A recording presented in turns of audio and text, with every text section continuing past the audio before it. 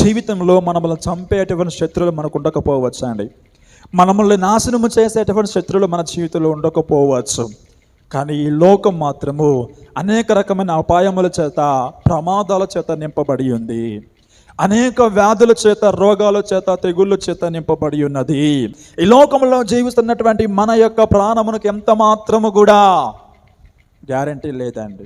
మానవుడు తయారు చేసిన వస్తువులకి గ్యారంటీ ఉంది, కానీ మనిషి యొక్క ప్రాణానికి గ్యారంటీ లేదు.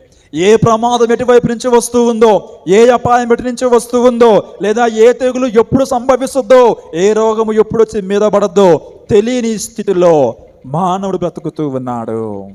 కనుక ఆనాడు సౌలు చేతిలో నుండి దావీదు తప్పించబడాలంటే ఒకే ఒక మార్గాన్ని ఎంచుకున్నాడు, అది దేవాతి దేవుణ్ణి. ఈ లోకం అనేటువంటి ప్రమాదాల బారి నుండి మనం తప్పించబడాలి అని అంటే మనం చేయవలసింది ఒకటే ఒకటి, ఆ దేవుణ్ణి మనము ఆశ్రయించాలి.